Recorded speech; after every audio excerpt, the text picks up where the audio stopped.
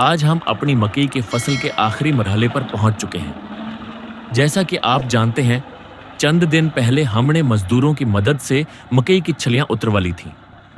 अब खेत में सिर्फ खशक पौधे बाकी रह गए हैं, जिन्हें खत्म करके जमीन को अगली फसल के लिए तैयार करना है। सर्दियों में अगर मकई सब्ज हो तो जानवर उसे शौक से खाते हैं और बहुत से लोग उसे काटकर चारे के तौर पर इस्तेमाल करते हैं।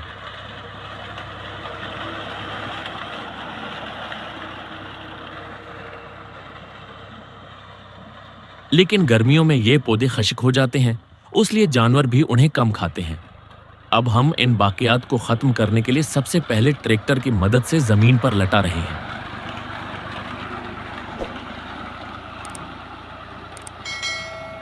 इस अमल का मकसद ये है कि खशक पौधे नरम हो जाएं और बाद में उन्हें जमीन में मिलाना आसान हो जाए।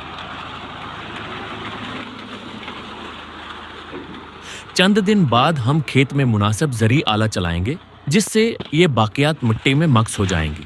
उस तरह न सिर्फ खेत की सफाई बेहतर होगी, बल्कि ये नामियाती मादा बनकर जमीन की जरखेजी में भी इजाफा करेगा।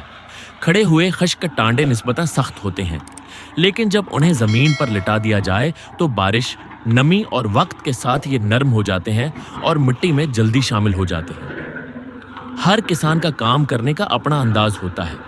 आप अपनी मक्की की फसल के बाकियात को किस तरह जमीन में शामिल करते हैं, हमें कमेंट्स में जरूर बताएं।